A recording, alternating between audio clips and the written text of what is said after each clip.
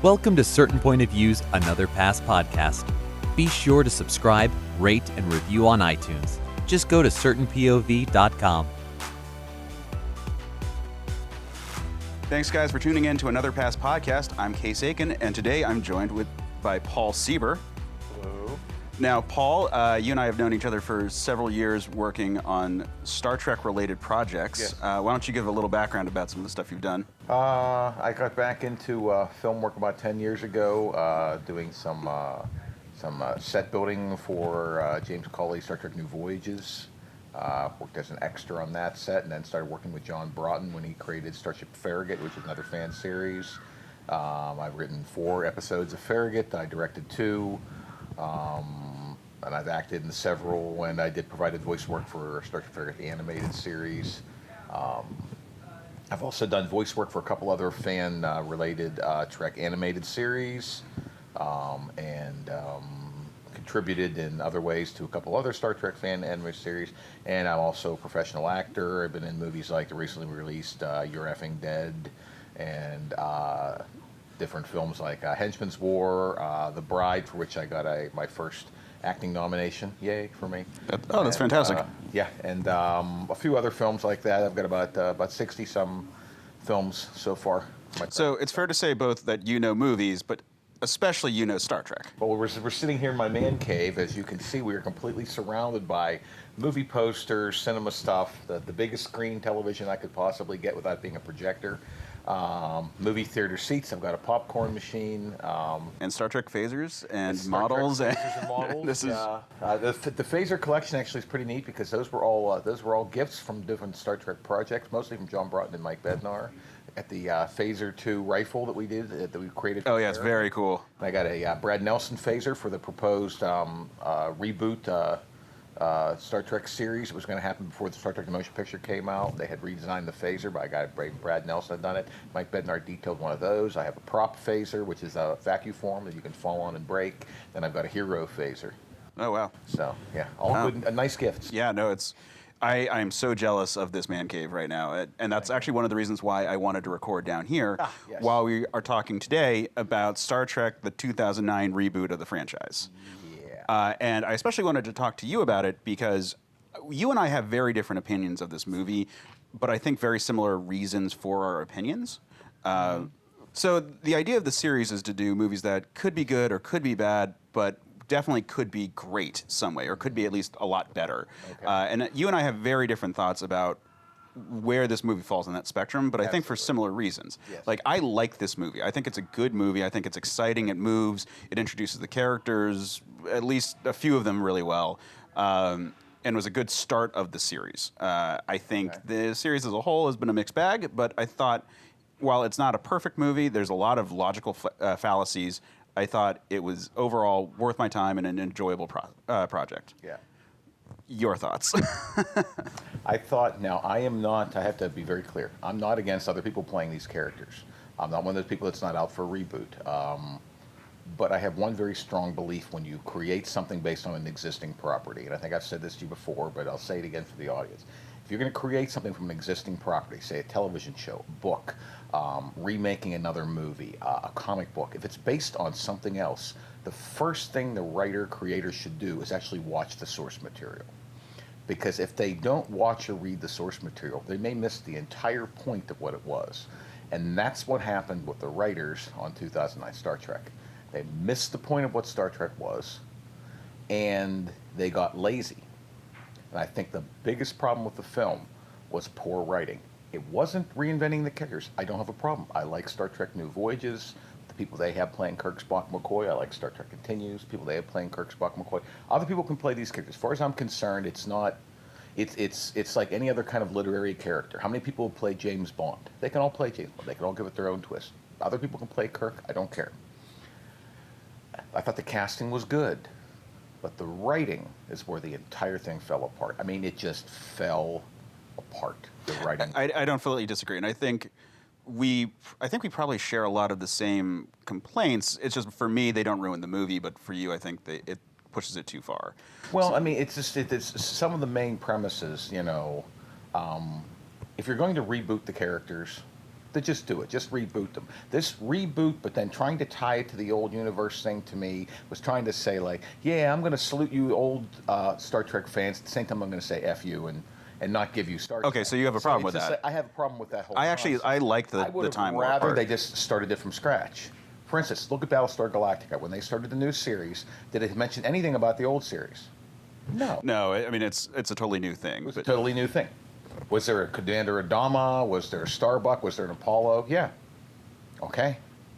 Why didn't you just do that? They have to start with this whole thing. I have to reboot that universe, but I have to tie it in the old one. I didn't think you needed to do that.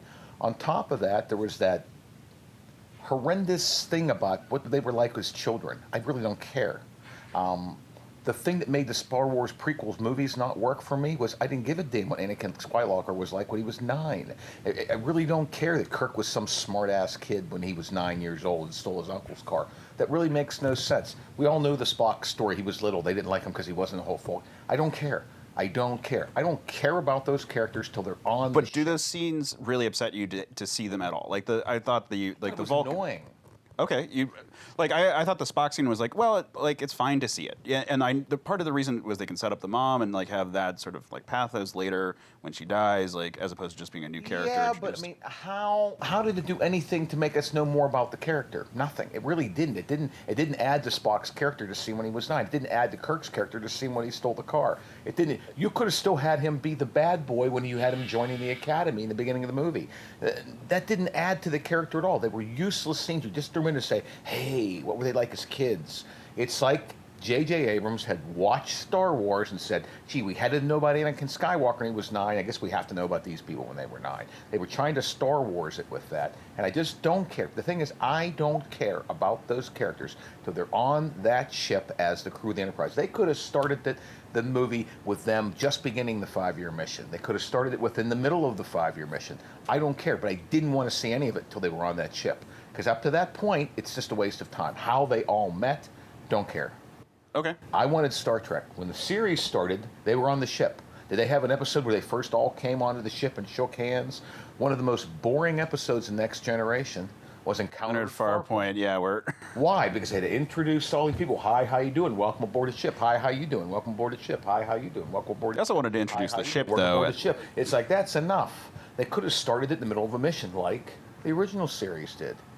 Go in media res and then just go from there. And that was how we learned these people. We learned who they were from them doing something, not from a hi, how are you, welcome aboard for an hour.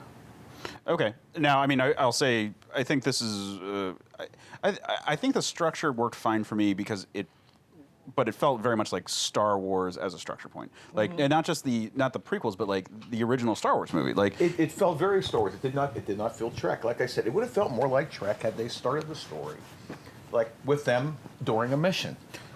I mean, Star Trek pilot, both pilots, the one with Pike and the one with Kirk, both pilots for Star Trek, didn't start with an intro of who were these people and welcome aboard the ship. They started in the middle of a mission.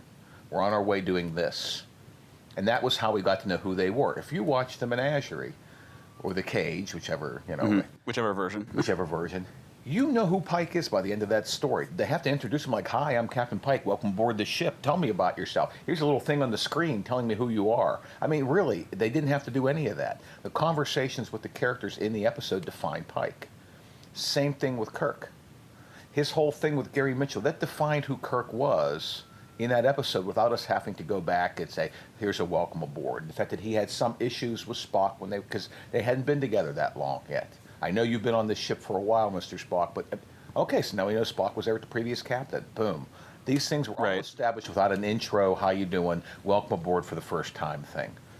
And then we get into the silliness with how the characters got in their roles.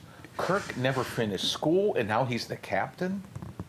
Yeah, I would generally agree with this one. Let's just go to one thing on that. Let's say you're Sulu in the 2009 movie. You graduated at the top of your class from the academy, right? 4 years.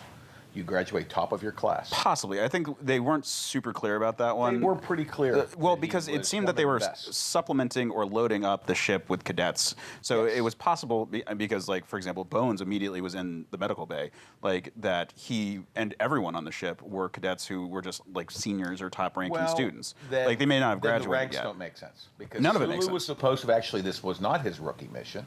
He was a lieutenant already, not an ensign. Anyone right out of the academy would have been an ensign. This is true. Sulu was already a lieutenant. But it appeared that everyone had And ranks. they talked about the fact, well, that's my point. So Yeah, no, it doesn't make and sense. I'm going to use Sulu for the example. Okay. So you're Sulu. You graduate and you're the top of your class. You rise to the rank of lieutenant in a very short amount of time. So you've been doing this job for a while. Here's a guy who never finished school and he just gets made your captain. If you're Sulu, you give Starfleet the finger, go join the Merchant Marines. It doesn't work. Okay. And then for him to suddenly have loyalty to this guy who never paid the dues, no. I'm not buying that. See, that's the thing. I'm not buying that. He's captain because somebody just decided to give it to him at the end. It's just, no. Yeah, I mean, It just doesn't work. like Red Letter Media did a bit covering it where they pointed out that they seem to sort of intensify the military aspect of Starfleet. And I think this is true for all Star Trek movies. Like, they always make it way more of a military organization, and they use terminology that sounds much more like common man grunt stuff. Like, if you think about it, it's like enlist in Starfleet. This is, like, it makes it seem like everyone is an enlisted man and, like, fairly, like, blue-collar until all of a sudden they're in these positions of authority. And this movie, I think, does the worst job of it because it's sort of the same way for all the others. They make it much more like here we're a military organization as opposed to an exploration organization or a science organization. You know, we've got the same people who are like your basic guards are going into the same classes and doing everything else with the guy who's the captain, which that's crazy. Like, it's not how it plays out in any actual vessel, and it's not how it played out in the show. We have characters like Miles O'Brien on Next Gen and Deep Space Nine, who was an enlisted man and got as far as you can get as an enlisted man. Like, you can be a high-ranking person, but you're not going to be the person who's in charge of everything, and the only reason that you're high-ranking is because you have, like, specialty in a particular location. Yes, exactly.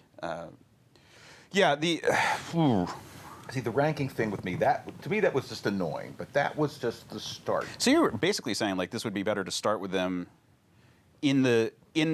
on the ship, because then you can bypass a lot of the Academy stuff. Even though clearly they wanted to show the Kobayashi Maru, they wanted to show like Kirk joining Starfleet. They wanted to show these things because it was a movie that had never been done in a movie before, and they wanted to create a movie. The Kobayashi Maru had been done in a movie before. Star Trek II: The Wrath of Khan. Yeah, we saw the Kobayashi. Or rather, they wanted to show Kirk do it.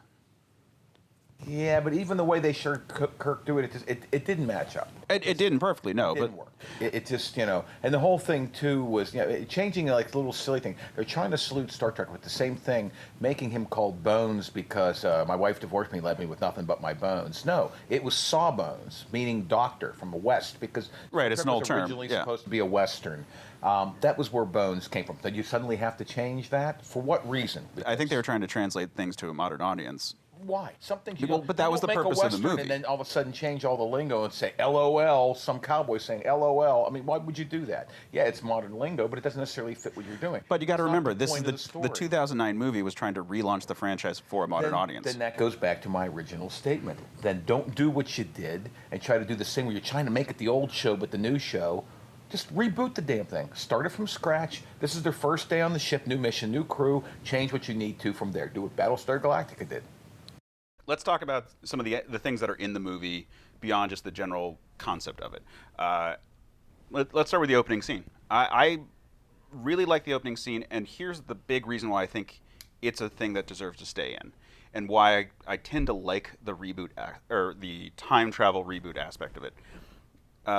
My fiance, who does not really care about Star Trek, never had seen any Star Trek before we started dating. We went and saw that movie, and she was bawling at the end of that scene. And I think that it's sort of it's a cheap emotional grab right there, Yeah. but it does a really good job of getting people who aren't into this world, into the emotions of the characters. And I thought that for introducing the concept of like, okay, things are different, and now we have a hook for why we should. Why? Why do things have to be different? Why couldn't you just have started? Here's the thing. Is this a movie by Kirk, Spock, and McCoy? That's the central three people to Star Trek, right? Right. We had. I don't think the this movie original is. Series. That's what it's supposed to be.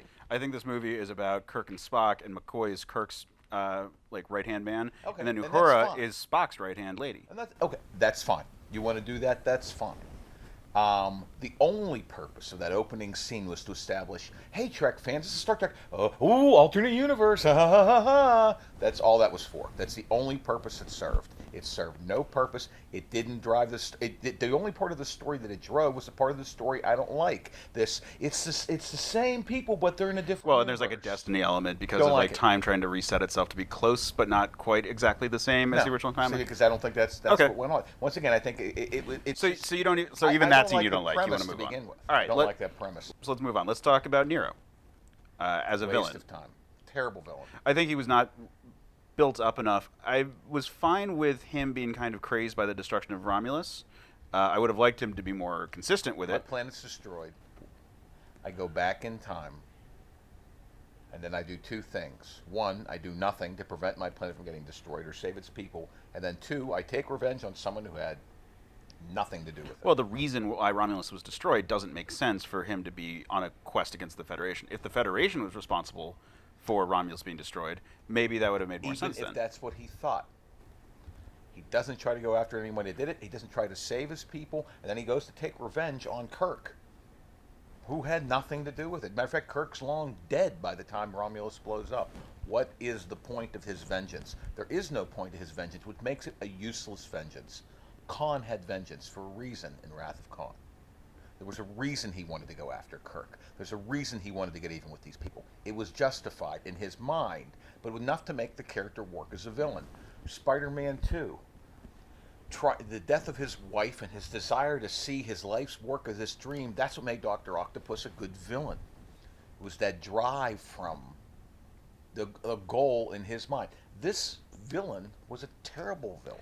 All right, so let's say we're about to start shooting. The script has been written. You can do rewrites on it, but a lot of the sets have already been built, and you can only, and like I said, they're about to start shooting. It's been cast.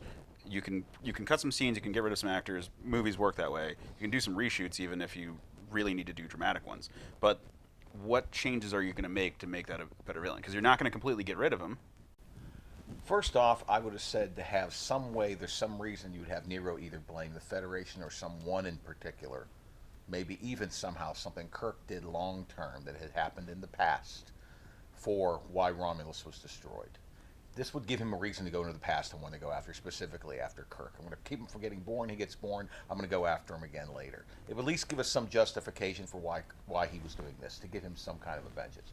The other thing, too, is to make the main thing that the villains are using for their weaponry, for this big thing. I understand it's a mining ship, and that's what the drill and everything. But their whole big thing, this red matter thing like that, it didn't work.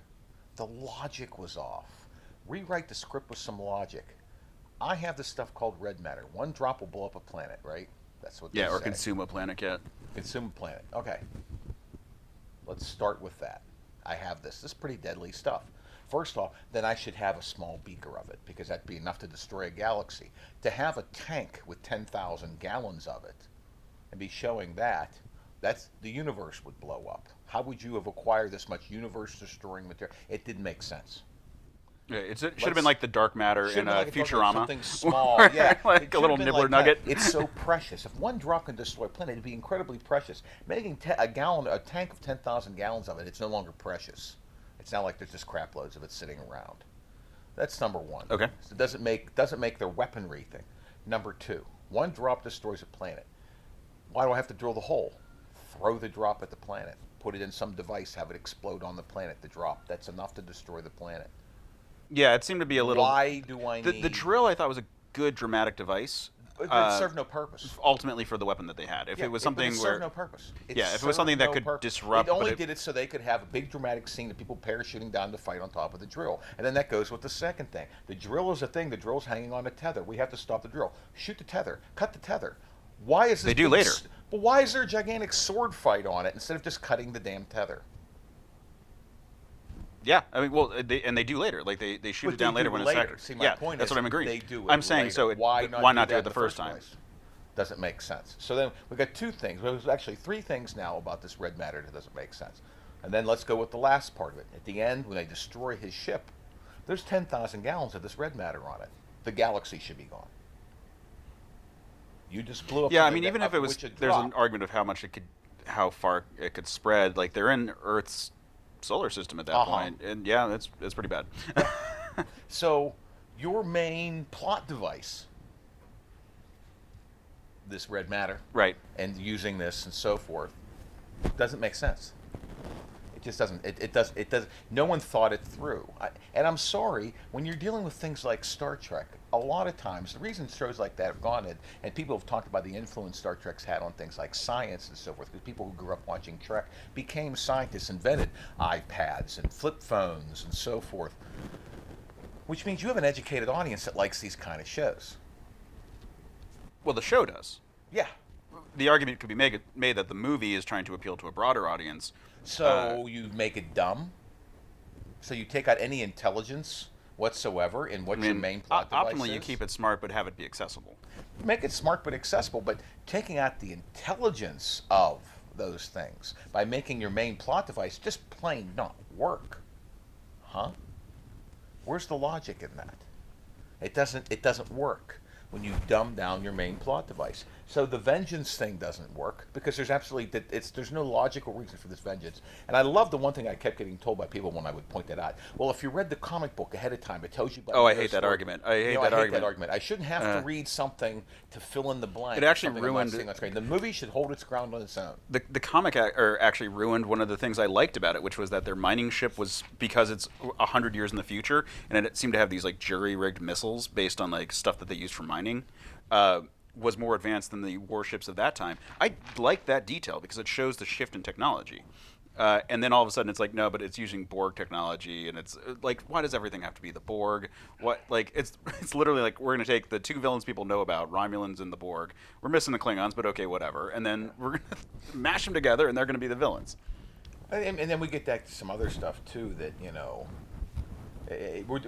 let's go into this reboot universe. The fact that they're saying that this is the same people, but in an alternate version of the reality. That wouldn't change the physiology of people. Why do the Romulans no longer look like the Romulans did? Why are they now bald with tattooed heads? Well, I took it that they never tattooed themselves and that they had shaved heads. We never saw Romulans that ever looked like that before. We didn't see that. We didn't see that many lower class Romulans. I'm not saying you can't improve makeup and so forth. But what they did was they entirely changed it. But you're telling me this isn't. See, this is where I have the problem with. You can go ahead and entirely change that makeup if you're rebooting the universe from scratch, period. But when you're saying it's still tied to the original universe with the original character, and it's just an alternate timeline. But you know what I'm going to say in response. All of a sudden you change the physiology of people that would take hundreds of generations. Yeah, but you know what I'm going to respond with, which is that the Star Trek the Motion Picture entirely changed the physiology of the Klingons. I don't disagree with you, and I always had an issue with that. But you're also talking about the physiology from a television show in the 1960s that didn't have the makeup. Right, into the 70s. Yeah.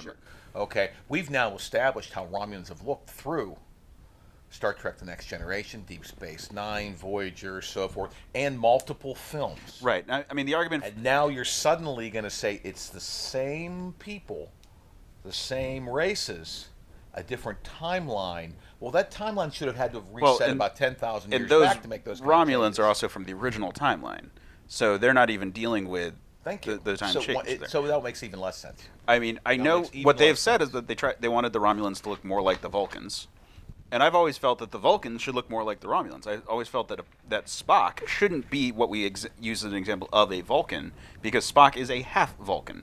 And we always use, I've always liked the idea that like maybe pure-blooded Vulcans, they never show it, but should look more akin to the Romulans. Like have a little bit more of the ridges, have like even like. See, I never liked when they started like on Next Generation. Oh, I don't want it to be like huge ridges, but like a little big forehead they put on everybody, because all they did on Next Generation for makeup, it's an alien. We have to give them either some kind of a wrinkly nose or a big forehead. Right. Because it was like the only two makeup kits they had were wrinkly noses and big foreheads. I used to think that was the biggest cop out on that show. It's kind of like, what kind of a big wrinkly forehead nose combo can we give this week? And there was only somebody that put little veins in it, they put little things to make the eyebrows go funny. It was always just like, what's the forehead? I used to make the joke, it's the forehead of the week. You Yeah, know? no, well, I mean, the Which Star is Trek really what it Foreheads was. is Star Trek. So it was the yeah. forehead of the week, So, I'll say in the movies, if you want to enhance the makeup, but the thing was, it wasn't like you were going from the original series to the movies and they changed the Klingons. That was actually kind of different and a lot more forgivable, because we're really talking about two different formats. But when you talk about changing those Romulans now, it's just like kind of like you're really telling me this isn't the same people, just in a different timeline. This is an entirely different universe because physiology isn't the same. So then, if it is an entirely different universe, if it is a complete reboot, then why do you need Leonard Nimoy? And he was a gigantic waste of time. It didn't make sense. And blowing up Vulcan didn't make sense. And then we get down into those little plot points. They blow up Vulcan, but he can see from this next planet. How close are these planets to each other? Then during the movie, they make the other big plot device they come up with. I can beam into a ship light years away at warp speed. Oh yeah, this is the beginning of the big problems I have. And then that actually carries over into the next film. film. Oh yeah, the next movie is where it gets bad. My whole thing comes down to this kind of thing. Why do you need a starship anymore? You no longer need starships. Because now you can beam to the other end of the galaxy. Why do you need a starship? That was part of an idea when they were first talking about Next Gen, making it so that no one had ships and they just beamed from place to place. And they immediately got rid of that idea because it's crazy. Yeah. And but here they do it. So my whole thing is in this movie is just like, what's the point? So the thing is, if you have that capability, you've now taken everything out of Crisis. Because I'm not even going to get into Star Trek Beyond. Or the thing you have with that is when they got into that crisis situation, they could have just beamed everybody back to Earth. True. Because if you have that technology, wouldn't you have that as an emergency? Why do you need like escape pods or anything like that? Have it beam everyone back home. It's true. I mean, I think especially once that becomes standard. But you made it standard by the end of this film, and then in the next movie you made it even more commonplace. The fact that a transporter that could do that could fit into a briefcase. Come on now. Yeah. Oh, if that's that simple, imagine the system you could have built into your starship. You just beam your starship to a location. You don't really need. Then you have little motors so you can putter around. You know that you beam the whole ship back to Earth. All right, but again, so what would you do to fix this? I would never have made that beaming thing. I would. Oh yeah, I totally would cut that out. So we start them as red matter. I'd have made it more precious. That maybe I would have done something like tiny vial. That ship only works with like small amount that you have, and every time you use it, and some other mechanism to set it off. Not this drill a hole kind of thing. Like I have to have it like drip onto a piece of dilithium crystal. Well, what if you showed it? What if you showed what happens if it just hits something where it creates a giant crater, but it doesn't actually destroy the planet? Like if it was. Well, if it's enough of a giant crater that would make a whole planet be dead, what difference would it make? Whether the planet physically disappeared or you killed everything on it? No. Giant crater, and like maybe it takes out like a country, but not necessarily a continent. One drop so it's like a bomb. Destroy a planet. If it was correctly placed, I'm saying, like, what if they showed it so it was not as effective as what we're saying? You drop 10 drops. You still had 100,000. Yeah. Again, you still had 100,000 gallons. Seed a cloud with it and rain it on the planet. I mean, that would have been. The point is, they should have made. It's that J.J. Abrams wanted to make Star Wars before he could make Star Wars, and so he wanted a Death Star that could blow up a planet with a laser gun, and then. Yes. Okay. Yeah. All right. So. Yes. And then he wanted to create a scene so people could have a lightsaber fight. So he had them have to like parachute down so they could have a sword fight on top of the drill. Yeah, and the funny one with that, J.J. Abrams was trying to make a Star Wars movie out of Star Trek. Yeah, the funny one with that was that when they did the Sulu fencing scene in the original series, Takei came out and being like, "Hey, I'm an Asian American in the current era who likes fencing and doesn't like katanas. I don't see why an Asian American in the future or a person of Japanese descent in the future would automatically go katana." And then they do the katana in the 2009 movie instead of a rapier. Yeah. Well, that was the whole thing, too. Takei was trained as a fencer in college. So to him, it was like they wanted him originally to use a katana, and he said, "I don't know how to use that sword." He said, "I don't know how to use that, and that's not the type of lore that I really like. I like Robin Hood. I like." Fits the character. I mean, he even made the point when they got into the movies that yes, he was of Asian descent, but he was born in San Francisco. He was an American. He wasn't. He may be a Japanese American or whatever they would call it in that future time. But the point was, he wasn't some guy from Japan. He wasn't some guy from any place in Asia. He was born in San Francisco. Right. So that makes it even more so, if you want to look at that kind of an emphasis. Have him with a katana. It's like, because that's real common in San Francisco. I think I generally liked the majority of the ship. I didn't like that they built it on Earth. I thought that was stupid, and that Physics-wise, it doesn't make sense. It's too much, all the weight, the energy it would take, the gravity. It's not supposed to be an atmospheric vessel. It's not in any way aerodynamic. So building it on the ground, taking it up doesn't make. I mean, the International Space Station we built in orbit. Right. We took it up piece at a time. So I think that was dumb. Like they wanted to have that like trailer shot of like it being built, but it could have just as easily been done in space. But they like the idea of like him sitting on a motorcycle, like looking up. But then, and Abrams loves that kind of shot because like there's almost an identical one in Force Awakens with Rey and like the broken Star Destroyer. Exactly. She's on her speeder thing, and there's the broken Star. Yeah. So he liked that kind of shot, and I get why he did it. I think it's dumb. It would have been fine even if it was like parts were being assembled and then being shipped up into space, but the full ship, like if it was like, oh, we're building a nacelle and that's being sent out, like, or something, and like now like the inside of the ship. I mean, like the bridge, it's huge. It looks like a Mac store. It's too. To me, it looks like an Apple store. It's too big. It's too busy. Too many lights and too much stuff going on. Too many people on there. It takes away from the focus on the main characters. When you have 60 people on the bridge and 100 bridge stations, and they're all got flashy lights and stuff going off everywhere. There's too much going on. Plus, the costumes. Now, the costumes were intended to salute the original series. I appreciate that. At the same time, there's a reason why when they went to the movies they didn't use those costumes. They don't look good on screen. They look like pajamas. I don't care how much you try to modernize them, they still look like pajamas. But part of the reason they worked it was those color costumes on a gray, simple background. That the bridge had that gray, dull color to it, very more military. And those costumes popped to really see the actors. Those costumes in that silver and white environment didn't go together. It was odd. Right. But it looked really bad. It was way too much technology. Apparently Abrams really has wood for, how many different lights and flashy things he can do, and interior lens flares. Every time you turn your head, lens flare in the eye. It isn't bad. But that's kind of the language of how he does the future, where it's like it's bright and it's shiny, and the lens flare is like part of that whole like this. You could have limited it. It's the bright shiny future is what he was trying to tell, and I think he went too far. But would you ever not get that? Show this group trying to be when you're creating them to look like a military organization to the point where you have in the academy, you have them dressed like Nazi foot soldiers. You suddenly get on that ship and it's bright, happy, shiny future. Yeah. But before that, it was the German military. I mean, it just doesn't go. The two things don't go together.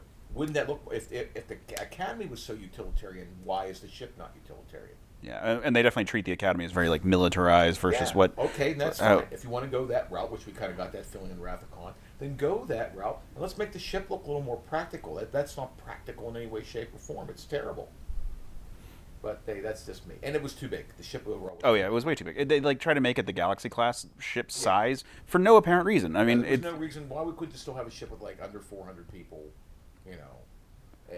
I'm perfectly fine with that. I don't see any reason why we had to just so we could say it was like bigger. Voyager was in the same ballpark, maybe a little smaller, somewhere in definitely fewer people on the ship. Yeah, you didn't have to. You don't have to suddenly say, "Well, our ship is bigger." We're just saying that. Yeah, it was just dumb. It was like, well, of course the Galaxy class ship is bigger. It's 100 years in the future and way more advanced and designed for a different purpose. And by the end of Next Gen, it basically is agreed that the Galaxy class ship is not a great ship for most of its purposes. Got rid of that idea. Yeah, it was too big. It was from a time of peace where they encountered no like hostile forces. Yeah. So by the second you meet the Borg, you're like, this ship's not built the way we need it to be built. The Enterprise E doesn't look anything like it. No, it's smaller it's and more streamlined. Exactly.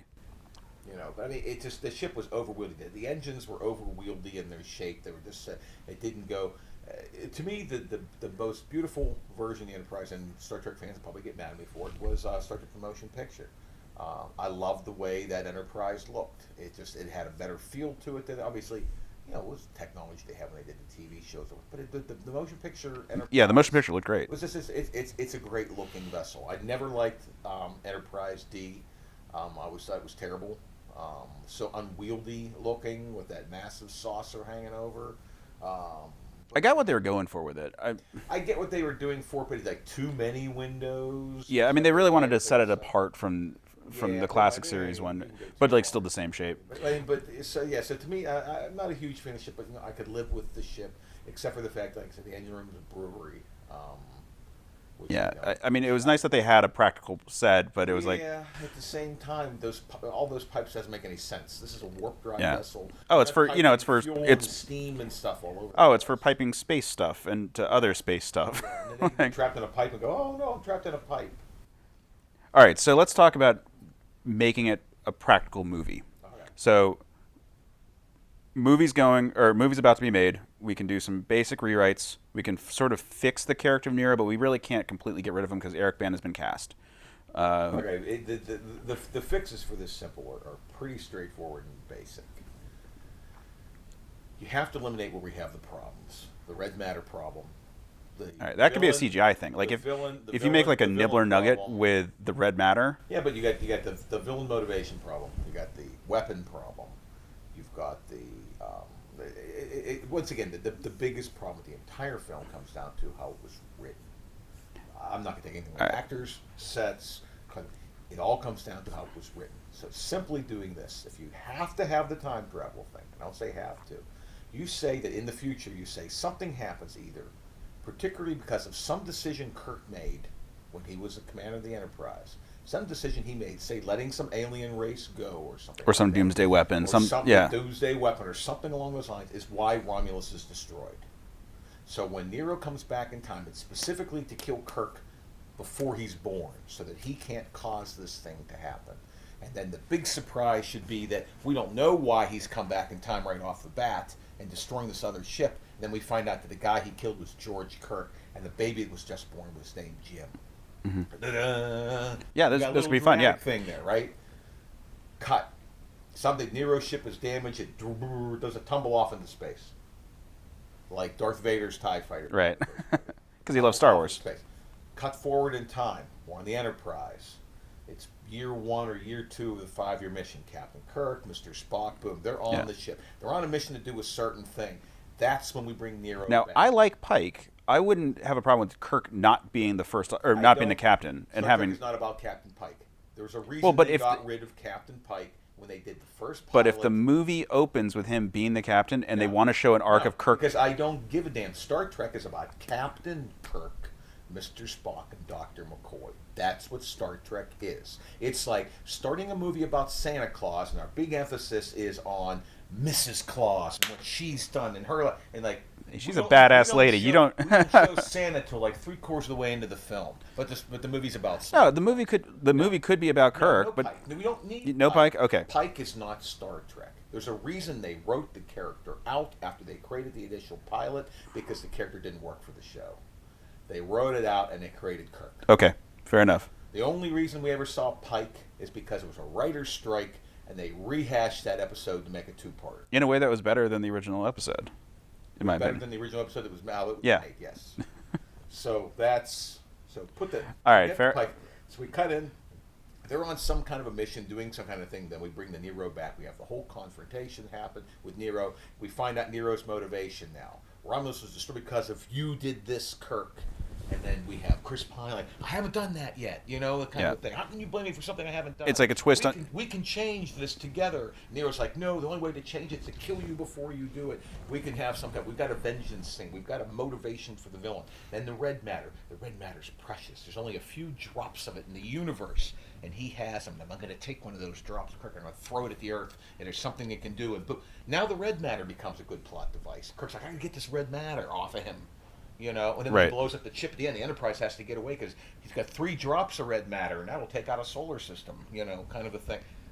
Now the weapon becomes an issue. Mm-hmm. So we've got all that motivation. At the end, when they're having their final battle with Nero, this other ship comes through this time vortex and starts shooting at Nero, and Nero disables it. And finally, they blow up Nero's ship. They grab that ship with the tractor beam. They pull away really fast. They pull that ship into the cargo bay. They open it up, and it's Leonard Nimoy. And he looks at Chris Pine and goes, Jim? Boom, bang, end of story. Now, do you think it should be right at the end, like a Deus Ex Machina, or maybe show up a little bit earlier? The last scene we did, they're all recovered. It's like, sure, we pulled that ship on board. It helped us. God damn, let's see what's going on. Who's the pilot of that thing? And that's when we get to see Leonard Nimoy. Boom. Okay, so they're on the mission. And then all of a sudden we have Nero show up, and he starts attacking the Enterprise, and Kirk's like, "What are you doing? What are you doing?" So we have boom, we have some back and forth battles going. They're really going at each other. Kind of thing. Nero says, "It's because of you. You did this, and my planet was destroyed." And Kirk's like, "I haven't done that. How can you blame me for something I haven't done yet? We can change history." And Kirk tries to be the diplomat, try to make it work together. Nero's like, "No," and they keep fighting, and they get to a couple. Boom, got some cat and mouse stuff. You got all that great pew pew pew pew pew pew stuff, but we still got a story. You do all that kind of stuff, and you finally get toward the end. They're having the big final battle. Remember, we got the red matter now. Now red matter's precious. There's only 3 drops known to exist in the universe, and Nero has all 3. And he's going to throw one at the Earth and blow the Earth up. And Kirk has to stop them. They're trying to go back toward Earth, and they're having a big fight. A time vortex up. This other ship comes out, and he helps Kirk, and they boom, they blow up Nero. And they have to get away because he got 3 drops of red matter. Takes out a star system. Boom, so they finally get out of there. They tractor beam the other ship, and they pull out, and they're all, rescued. And they oh, Captain, we pulled that pod on board. It's like, I gotta see who's the captain of that thing. And they pull on board and they open up the pod, and Leonard Nimoy comes out and goes, "Jim." End of the movie. Drama, excitement. You can keep all your pew pew pew stuff in there. You can do your alternate universe, and then that could be when we could have, in the next movie we could have Spock realize that, hey, your dad didn't originally die in that mission. Some things are different. They don't spell it out as much for the audience. Have to spell it out in the very beginning of the film. This is it. Because they kept doing this. It's Star Trek, but remember it's a different timeline. It's Star Trek, but remember it's a different timeline. It's Star Trek, but remember it's a different timeline. Then you could use Spock for saying, you could even use that element saying, like, how that may have changed other things, too, because the timeline gets warped and twisted and maybe other things. I won't know as much, about what's going to happen. Kind of a thing, because things have been changed. Well, yeah, that opens up the ability to make those twists, but like a couple change things like alien physiology and so forth. You could explain it that way, but they didn't. So so that kind of couple little changes. Now you've suddenly got a much better plot, tighter story. You got more action, less to cutting out that entire Academy childhood thing. I mean, come on, cut that whole piece out. Now you've got an exciting film. All right, that sounds like a really good pitch. I think I don't really think I can add a whole lot to it. I don't hate some of the stuff from the earlier scenes, but I think if you're gonna chop it down or like cut it down, like just make it just a tight, fast moving movie, I think that sounds like a really good idea to go with. Wrath of Khan is a great example. How much time did we spend on the Kirk feeling old stuff in the beginning of the movie? A couple minutes. Yeah. But it was enough to establish it, right? They did establish it. Yeah, they harken back to it a couple of times, but it's not. Back to it, but they established it. Yeah, it's maybe 15 minutes total in the movie. The having to need the glasses. That was it was only 5 minutes of the film, but it really established something. And then that played out because of that whole thing with him feeling old. Wasn't there a great drama when, after the battle, when he was in his room and before David came in and he threw the glasses down on the table and the lenses were broken. I mean, there's an impact and emotion in that scene just from seeing that broken lens.